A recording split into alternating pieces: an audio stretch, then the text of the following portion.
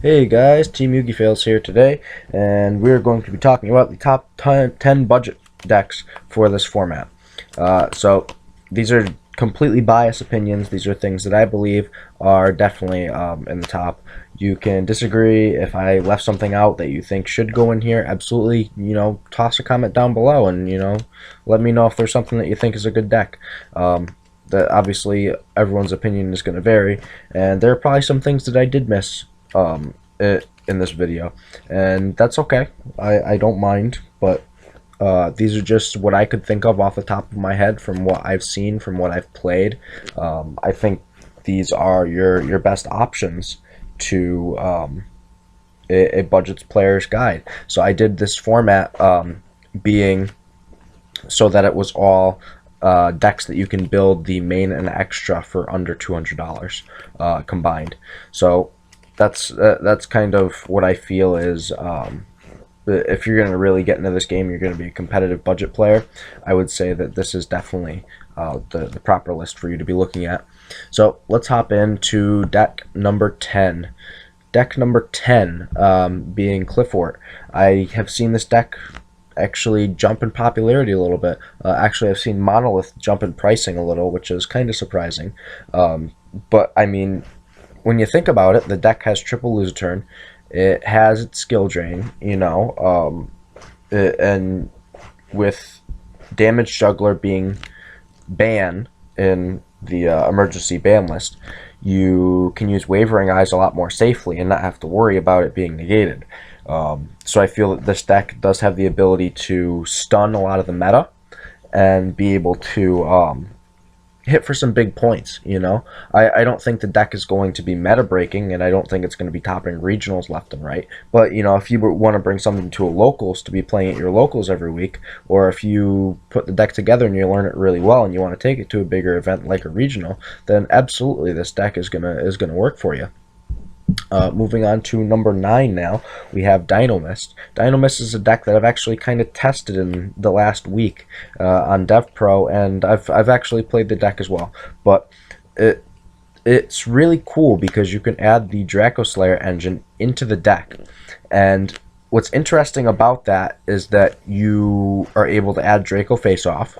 You can play Ignister, you can play Dinostir, you can play Magister Paladin, as well as this deck gives you the ability to go into Cyber Dragon Infinity very easily, and that is a very key card to go into with a deck like this, especially having the Draco Slayer engine in there as well, where you can go into other things. So it gives you this open field of abilities to do stuff, and on top of that, you have Dinomiss Rex, which is a really good card. So it's like, why not play a deck that's really budget and is kind of like Pepe, but it's just a cheaper version of Pepe. Moving on to number 8, Blackwings. Blackwings is a deck that I have always felt has a spot in any budget player's guide, at least in the last couple years. This deck is very, very fun to use. You can do a lot of stuff with this deck still, which is really awesome. The fact that Gale halves a monster's attack is really good. The fact that you have triple Honest in the form of Clute is a really, really good thing. The deck synchros very easily into stuff like Beals or Black Rose or Clearwing, even all the Blackwing synchros itself. This deck does have a lot of things it can do, which is really, really awesome. So we are putting Blackwings at number 8. Number 7, I would say, is definitely Deskbot. Deskbot is a very, very fun deck to play. I love this deck so much. I think when Shining Victories comes out, this deck is going to be even better, because this deck does a lot as it is. I've played this deck so much online. I love this deck so much. Ever since we got Deskbot 5 and 6, I have been playing this deck and testing it. And even before that, I looked at what it did and I thought it was really cool. But the fact that we have all the pendulums for it now makes it even better. So I believe that because of this deck, the way that it runs, Deskbot 4 is super strong. You can send a Deskbot from your deck to the graveyard when he attacks during damage step, and he gains attack times 500 per the level of the monster that you sent. So if you send a Deskbot 8, he gains 4,000 attack, which is obviously really, really good. You know, that gets over Dark Destroyers and everything, so I don't see why you wouldn't want to play a card like that that gets over one of the best actual decks in the format. So that'll definitely lead me to believe that Deskbots can easily be a top 10 budget deck. And I would even think about putting it higher than number 7. Moving on to number 6, being Raid Raptors. Raid Raptors is our new deck, one of the new decks that we just got from Wing Raiders. We've had the cards obviously building up, but we really finished it with the release of Wing Raiders because we got all the cards that we need, like Tribute Lanius and Force Strix. And the deck is very interesting because it does so much. It gives you the ability to field spam. It gives you the ability to search. It gives you the ability to access your extra deck excessively and do a whole lot of stuff to be able to put out these big boards that are difficult for your opponent to get over, and that your opponent really has to think, what can I do to break my opponent's board? Because you have 3 Force Tricks on your board first turn. It's such a good deck to play, and it's very, very interesting to see whether or not this deck starts topping left and right. I am looking forward to seeing this deck and how it's played. So I would definitely put that at number 6. Number 5, we have Yang Xing. Yang Xing is one of my favorite decks of all time. It is the ultimate floater deck, in my opinion. This deck does so much. You attack one of my monsters, I get to play another one. You Dark Hole or Raigeki me, I get to play more monsters. You Torrential Tribute me, I get to play more monsters. It's just such a good deck to use that you have a lot of accessibility to extra deck as well.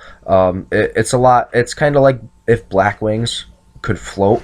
That's what this deck reminds me of, because you can special summon everything that you want from your main deck, except for the monster that was just destroyed, obviously. And you have Baxia, which just shuffles stuff on the field into the deck.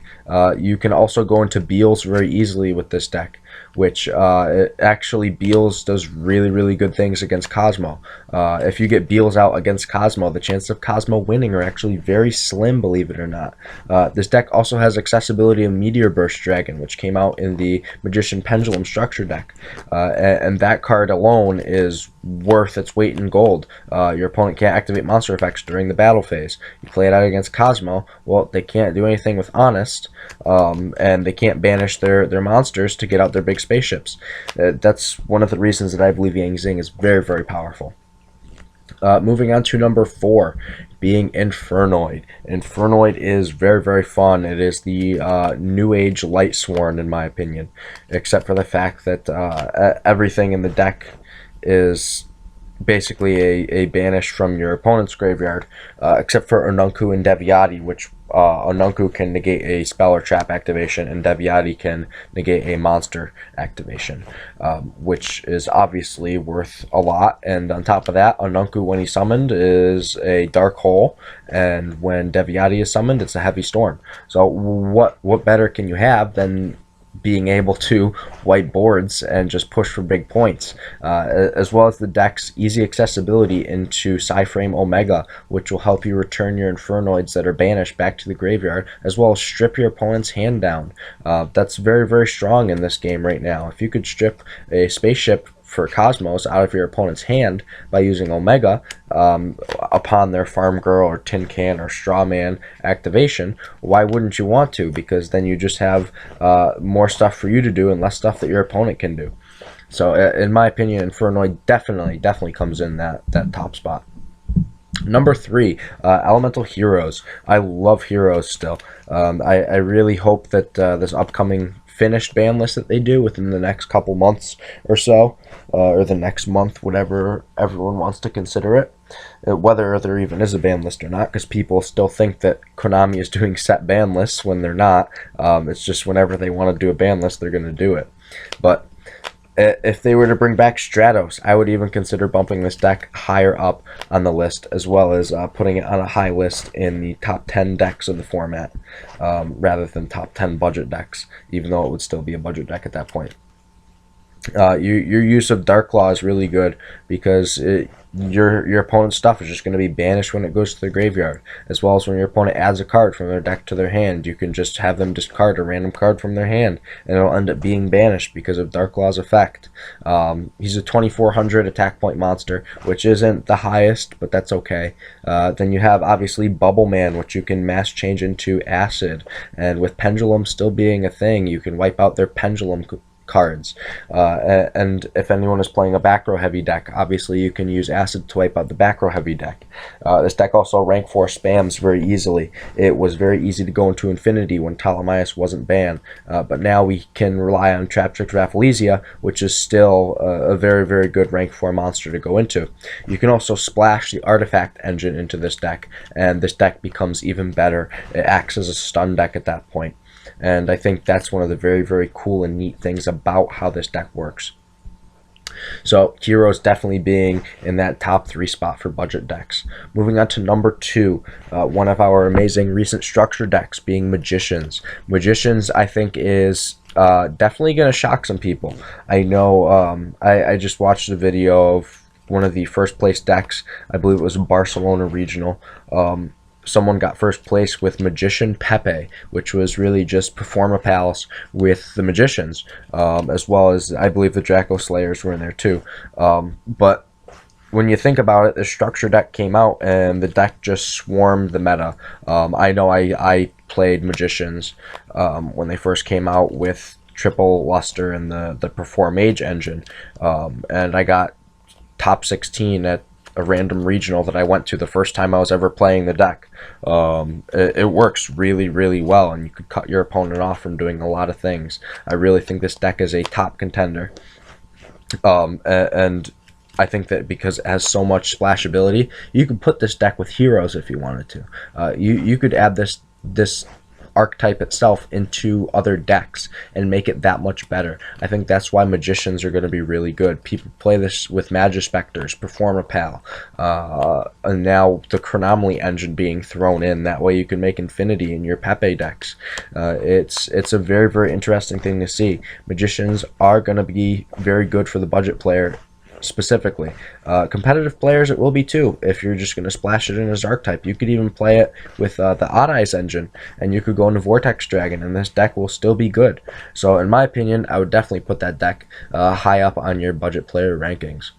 And then onto the number 1 deck, Monarchs. Monarchs is the other godly structure deck that we just got. Yes, I am putting the 2 most recent structure decks in my top 2 for the budget players deck to play, because these 2 decks that have come out are great, but in my opinion, Monarchs are even better than the Magician structure deck currently, because Monarchs, you're able to stop any kind of extra deck summoning if you want to.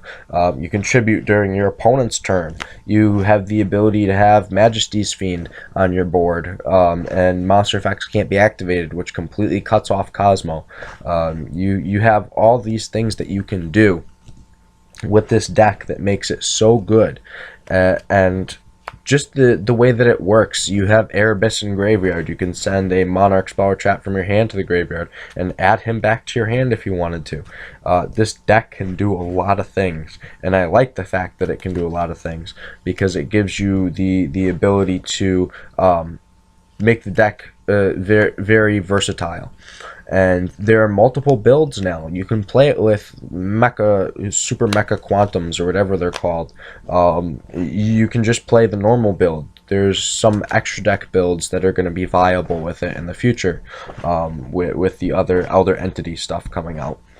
But this deck, in my opinion, is definitely the number 1 budget deck to play. If you're looking to play this game competitively and you want to really get into it, you want to be bringing something that's going to be winning consistently, I would highly suggest you pick up Monarchs. It's worth dropping $30 on the structure decks and then investing maybe another, with your, if you were to just count the side deck at this point, because you don't play an extra deck realistically.